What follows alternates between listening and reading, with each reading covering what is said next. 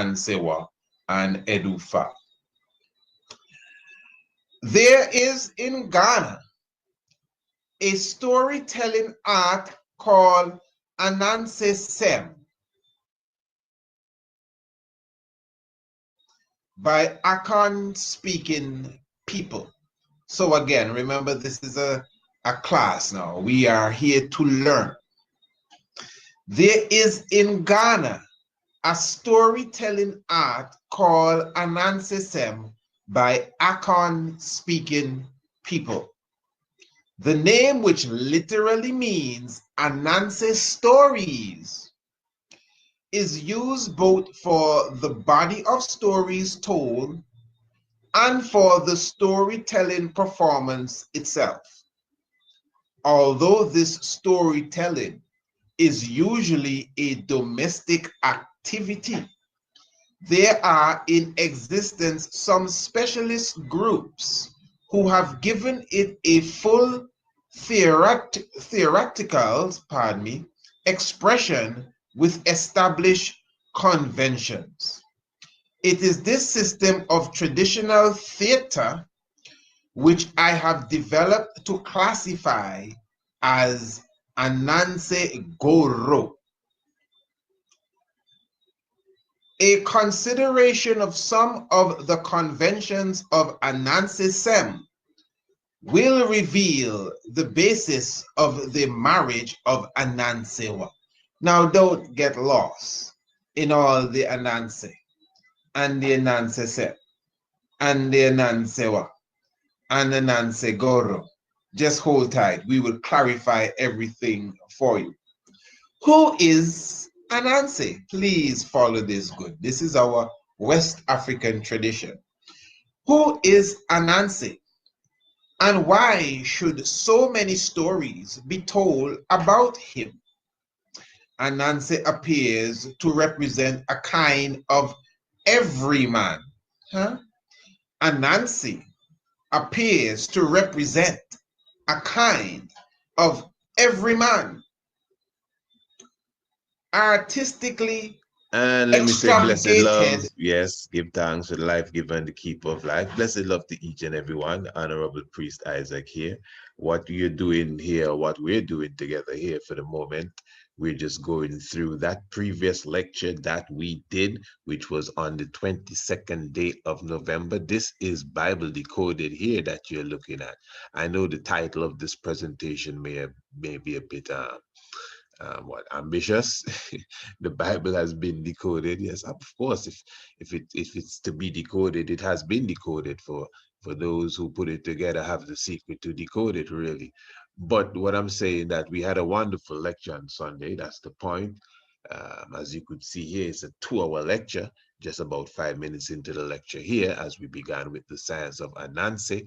What I'll be doing is just giving you, bits and pieces that you'll find very interesting as it relates to that lecture we had Sunday. If you were not there, it is still available as well. We're talking about Bible Decoded, which was Sunday past, Sunday the 22nd day of November, Bible Decoded. And of course, the information is still the same, the admission being 20 United States dollars currency.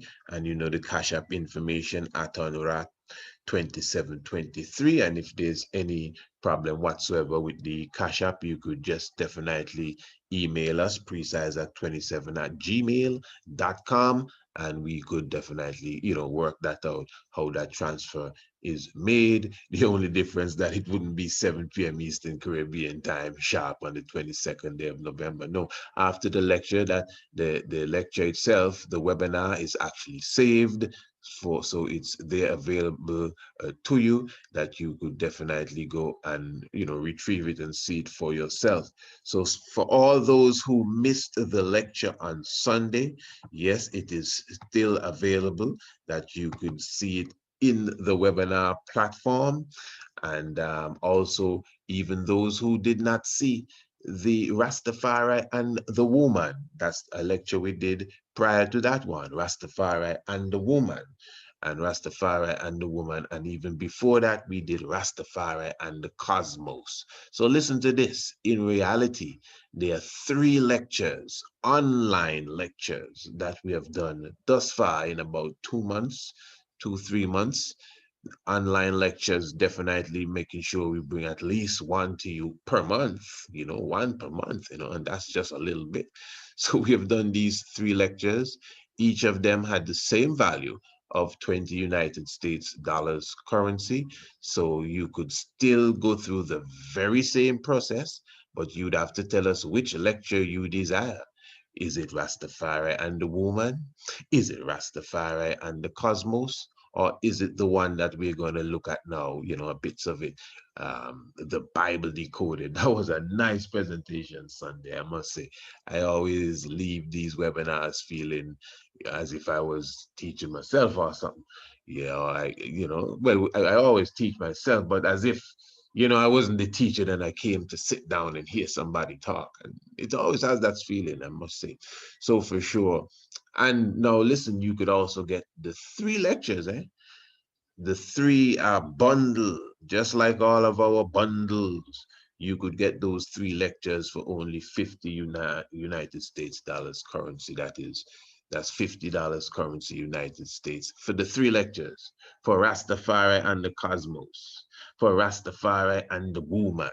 And of course, as I said, the one that we are speaking of and what we'll be looking at here, which is the Bible Decoded. So, I mean, for all the smackers and those that don't have nothing sensible to say, Rastafari say you got to be industrious, brother. What's wrong with you?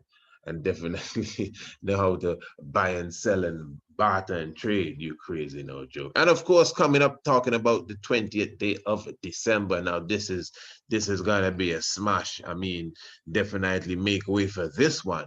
We're talking about fairy tale folly days and nursery crimes. The online lecture here. Fairy tale folly days and nursery crimes. That is the 20th day of December. And this will be 7 p.m. sharp. You know how we do it. It is a Sunday. And of course, you know that the admission $20 as the regular price is very, very reasonable for what is going through. As you can see, a 2 hours worth lecture. The communication is there with the audience as well. The host will be myself, the Honorable Priest Isaac. And of course, you know that the Cash App is available at Anra 2723. This one is going to be a mighty one, I mean, trust me, bring the children along for this. And I will say, listen to me good. This is somewhat of a continuation of what we did on Sunday, the 22nd of November. I'm talking about Bible Decoded. Trust me. Especially the little that you're going to get now, you're going to actually see where we're coming from. And it would be good, straight up. I mean, we're serious here, man. This ain't no joke thing, eh? Have to bring it in again because, some will say what they have to say. Just like ones talk about, the word of God. The main, as I said before, the main job of a person that said that they're following God is to spread the word of the God, as you call it, the Most High, and the other names that you attribute to that nucleus of intelligence that runs and sustains all things. That's the main mission. We have individuals just like you come and you buy a ticket. They have those that come and buy 3 tickets. It's a link we give you, a link, a link that you can share, man. And there are those that are honest enough to say, hey, I want 3 of them. And send one to this person and send the other one to that person. Why? Because they're investing in whether it's their sister or their niece or whatever, because they see the value of, as some of you call it, the word of God. You see what I'm saying? So yeah, that's the reality of it. So I am saying that it would be good for you to get the Bible decoded properly, this lecture here, this specific one, even before the 20th day of December, when it's time for us to step into the halls and decode the fairy. This ain't gonna be not like whatever you think you've heard before. The fairy tale, folly days, and nursery crimes. The online lecture.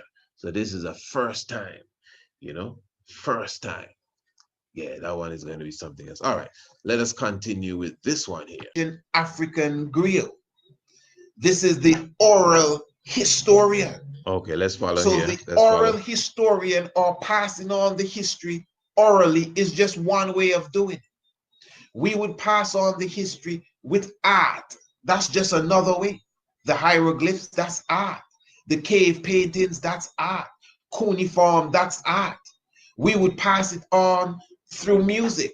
We would pass it on through singing and even instruments. And again, we would pass it on through the theater. And what are we passing on?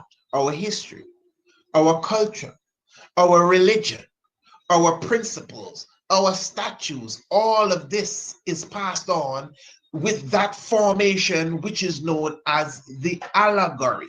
All of that is allegory. To express your history, even your religion and your culture, through song, through dance, through play.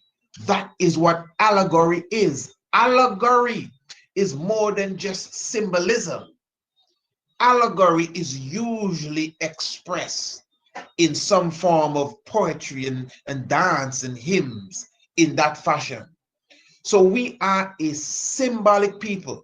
That is our core. Symbolism and allegory and metaphor is at the core of our existence as a people. It was never a debate as if the story was real or not, because we understood what we were doing. We were expressing the truth in an allegorical form. You understand? We were expressing the truth in an allegorical form. So storytelling, again, was very important to us. This is why we mention from time to time Marcus Mosiah Garvey. Marcus Mosiah Garvey spoke of the coming of the African king, that a prince in Africa shall be crowned king. And many people said that, well, listen, man, Marcus Garvey never really said that. You sure? No, he didn't say that. It was a play that Marcus Garvey had. He had a play once in Elwes Park in Jamaica in 1920 something.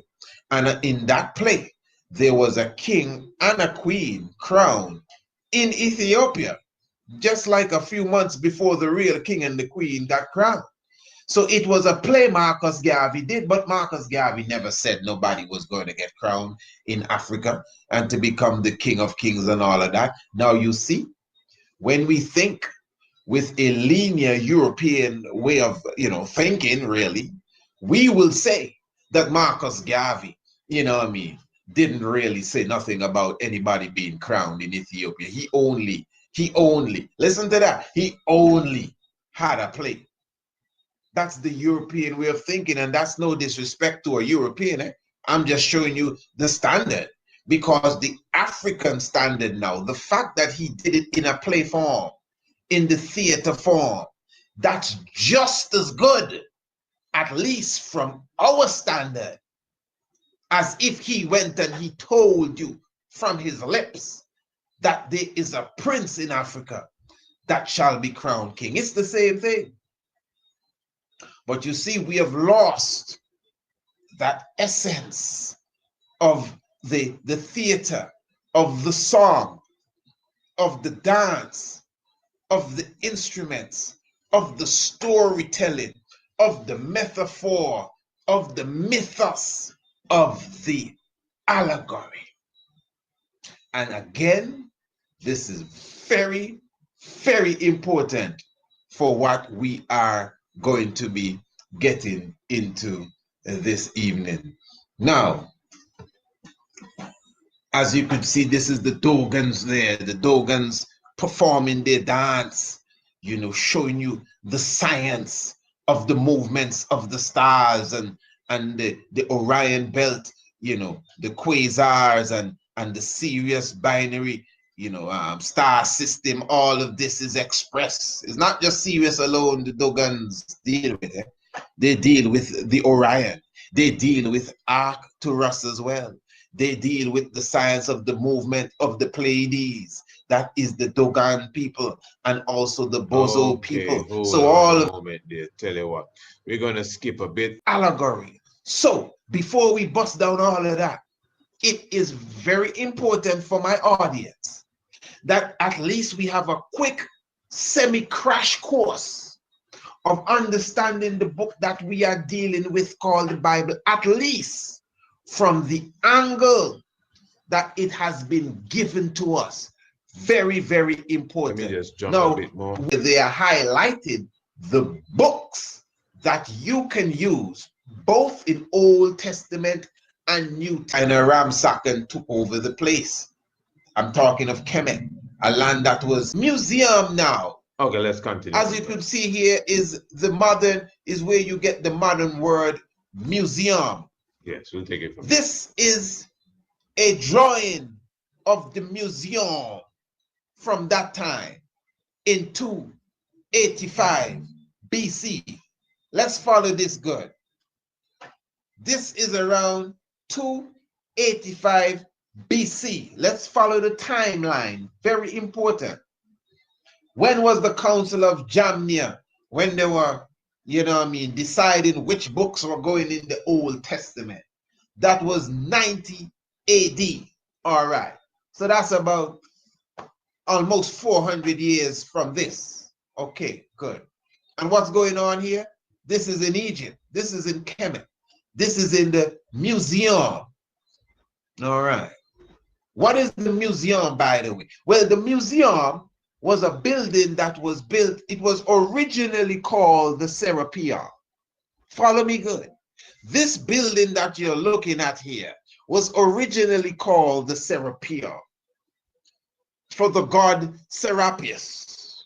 Remember, Soter, the Ptolemy, is he who fashioned the deity or the god Serapis, which is a blend. For those who may not know, the whole Serapis thing is like a blend of the ancient Kemetic deity known as Asar, which is Osiris. They used Asar, Osiris, and kind of mixed it up with some Greek philosophy and created a brand new god known as Serapis. And many people will argue Serapis or Serapis is really the predecessor of the modern day Christendom, Jesus Christ figure. So basically it was a false god that Soter created. And the Serapeum, this place here, was created for Serapis. And then now when his son came to power, they built over it and it became a temple, the temple of Dionysus. And then after that, they did a little more reconstruction and then it became the museum. But the museum was a university. Follow me good. This was an institution of higher learning. It wasn't just an old place where people come and talk. They had like, staff, restaurant, guest houses. Professors come and teach their class just like any university that you have today. This was the standard. I'm talking about the Library of Alexandria. Wow, what are you talking about? That's the highest of standard. Now inside, if you look good, you see these? These are scrolls. These scrolls were not bought from the Hellenistic Empire. These scrolls, I mean, you don't have to bring no information to Egypt. Listen, nobody have to bring no book to Egypt. Give me a break. You don't need to bring no book, nothing on paper. There's nothing you need to bring to Kemet. It is all there. What you gonna bring to show us? Huh? What you gonna bring to show us? That foam can float in water? Or your rubber ducky don't sink? What is it that we don't know? So my point is that all these scrolls you see here are from Egypt. Keep in mind what's going on, you know. Alexander the fake, the murderer, and his coups after the murder and plunder of the land of North Africa, Northeast Africa. And after they have become successful in bringing to an end one of the greatest, if not the greatest, lengthy compilation of dynastic periods ever. I'm talking about the Nile River Empire, the Nile Valley civilization. After bringing that to an end, at least in Kemet, at least in Egypt, at least in Northeast Africa, after doing all of that, then they went on now to create a whole vibration around themselves, a whole religion, a whole idea. And they took all of the writings from the different temples, the different scrolls, and they packed them up into this place, the library of Alexandria, which was annexed to the museum or the museum. So what you are looking at here, look at these. These are Kemetic scrolls. These are papyri filled with our ancient writings, the story of Asa, the creation story of Canu, the creation story of Kepra, the creation story of Nut, and how Nut brings the sun out of her womb, how Isis or Aset becomes Het Heru or Hathor, the story of Sekhmet, the creation story of the Shabaka stone. All of this, our history, our theology, our religion, all of this is written within these scrolls that you are looking at right here, that are all stored inside of what is known as the museum. There is no Hebrew scrolls in here. Yes, there are no Sanskrit scrolls in here. Not at all. There are no Latin, nothing in here. All of this information comes from the place where this building is in Egypt. Yes, yes, yes. Now, this is the place where 72 individuals came. And I think, according to the story, let's get it straight, they took about 72 days to fulfill this work. But however long they took, they came into the museum. The mic is on. Yes, so definitely, you gotta be careful here. The mic has been on all that time. All right. Pardon me for any background noise you may have heard there. Usually take off the mic. So many things happening here. But yeah, what I'm going to do, I'm just going to skip a little more. As I said, it's a 2-hour lecture. We're just 54 minutes into that lecture there. So you could see we're just giving you a heads up of exactly what we went through on Sunday, the 22nd day of November. As you can see the information there, the Bible Decoded. It was a nice presentation. I'm going to definitely give you a bit more, but please feel free to, check in and, sit with your family and see the whole presentation for yourself. All right, where would we go from here? Spear him and the 46 writers that they say King James and them put together for them to put together the James version of the Bible of the King that we know now. Very interesting. Now let me carry it a little further. Beast, thou shalt take to thee by sevens, the male and his female, and of beasts that are not clean by 2, the male and his female. Wow, but before now, he didn't say all of that. He just say, You know what I mean? Take 2 of each. I mean, that was bad enough. I mean, in the reality of it, let me just be clear here. You got the size of the ark. I know some people say they find the Ark of Noah somewhere in Turkey, you know, but the reality is the ark is not that big. It's something that can be made. And they have made, you know, replica of the ark. I'm sure you have seen them on documentaries, etc., etc. So the ark is not something impossible for us to, you know, to make a replica of. Good.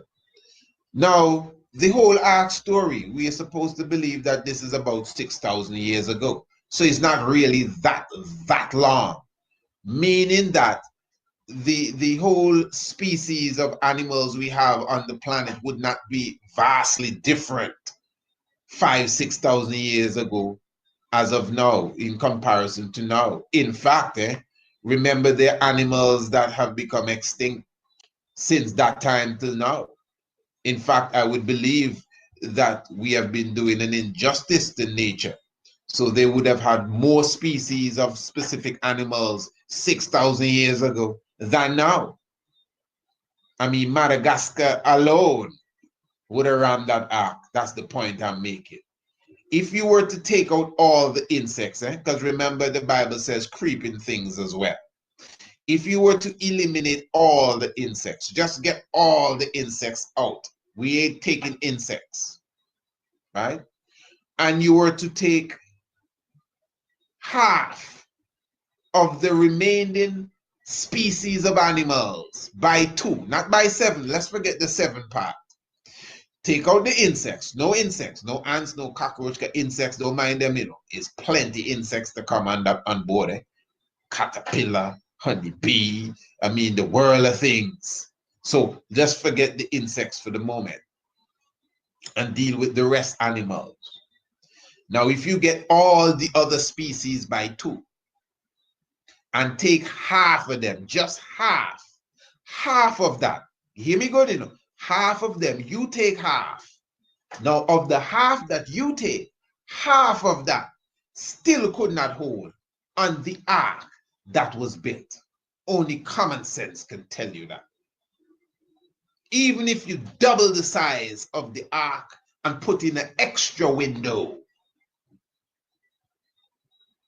you will still have problem finding space for the polar bear. And give me a desert animal and the scorpion. And that's me here. And I said the extra window I mean, we because could hey, go hold on, man. into the Hold on. Yeah. I said the extra window stuff because prior to this, you know, part that we skipped out, you know, we were showing that the Bible actually in the construction of the ark, it actually specified to Noah to build a window. Interesting, like just one. reality of what these animals would have eaten. And some of us on the religious end will tell you that God made these animals vegetarians, the predators. So they were eating hay like the horse. But God clearly told Noah to get food for them. We have technique of preserving meat. Why don't we believe that he did that? But you see, the reality is this is an allegory. It's a story. You could just imagine there was an old man who built a big boat and he got 2 of every animal on the earth to come to him. And remember, that's another thing. According to the scripture, the animals shall come to Noah. He is not going for them yet. They're coming to him. Now listen, I mean, let's get serious. They have some tortoises, brother. Snails, slugs. You ever see the sloth move? And these animals are nowhere, some of them are nowhere close to Noah. But they're going to find their way to him. Now, we're not questioning the majesty and the wonders of God. We're just looking at this realistically. Because let me show you something here. There is something known as the Letter of Aristeas. Everything here is related. We just spoke of the Septuagint and the history that I gave you on the Septuagint, which basically is the history that anyone would give you, that it was, you know, the 72, because remember 72 is a science too, don't forget that. All of that is allegory. 72. Remember it's 72 that came and bowed before the emperor. Yeah? The 72 years is 1 degree in the movements of the precession of the equinox. 72 years, 1 degree in the movements of the sun. The heart beats 72 times per minute. You know that. Even the sperm of the man takes 72 days to fully develop. So that 72 is the depths. So the fact that they took 72 writers to write or to translate and bring out the Septuagint, which means 70, not 72. Deep science, because Moses left his spirit on 70 elders. And you still have the other two, Joshua and Caleb. So the 70 and the 72 is all science here. But anyway, if you're going to be scholarly about the subject and you have to explain to someone, you know, where is your facts as it relates to this, you know, Septuagint and these 72 scholars from the Levant, from Palestine, coming to Kemet or Egypt and going into the temple or the library at Alexandria and coming out with the Septuagint. How are you so sure that that is factual? Well, the letter of Aristeas. In fact, it is the letter of Aristeas specifically that highlights the reality of, let me show you here. Look at it here, Bible archaeology. Look, according to the letter of Aristeas, the translation made under the direction of Demetrius was completed in 72 days when the Alexandrian Jewish community assembled to hear a reading of the new version. The translators and Demetrius received lavish praise. Okay, the point is that it is this letter known as the Letter of Aristeas. Look it here. This is it here, the Letter of Aristeas, also known as the Letter of Philocrates. Yes, it is Philocrates.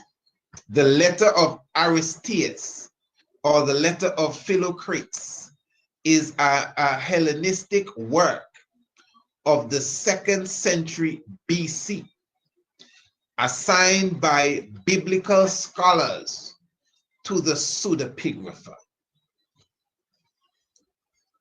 Now, if you are, especially, you know, they have ones that will talk about our founding fathers, and not Aristotle, but what did the church father's name?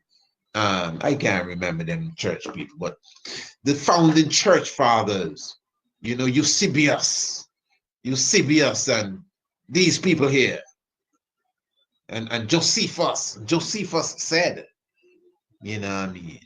All right, fair enough. So Josephus now, here's Josephus, who paraphrases about 2/5 of the letter ascribed to Aristeas. We ain't going to go into the depths of it. But my point is this. This letter of Aristeas that Josephus, our trustworthy, listen, most of what we believe is because Josephus says so. All right. So this letter of Aristeas that Josephus is brandishing, according to our church biblical scholars who we love, that tell us which book stays in and which book comes out of the canon according to them, according to the biblical scholars, it was assigned to the pseudepigrapha. Pseudepigrapha. What is pseudepigrapha? Look it right there.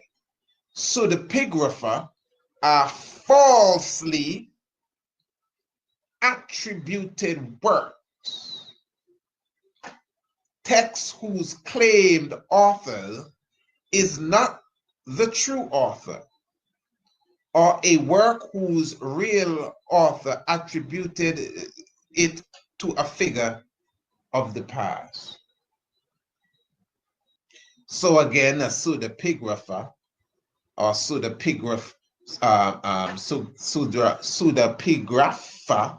are falsely attributed works. It don't mean the word false. It mean who you say write the work, and I said something really go. So what you may be attributing, let's just say, to John,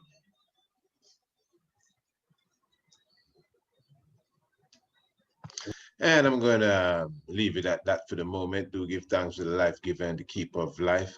As I said, you could definitely still see that lecture in its full entirety. The same process, you don't know how it go. And at the same time, remember, you could see, if you missed all the 3 lectures, I'm talking about the Bible Decoded. If you missed the Rastafari and the woman, and you missed the Rastafari and the cosmos, as I said, we have a special bundle that we give you the 3 of them for. And at the same time, do not forget that coming up the 20th day of December, for sure, we're talking about fairy tale, folly days, and nursery crimes, the online lecture. We're definitely looking forward to seeing you in the house. Yeah.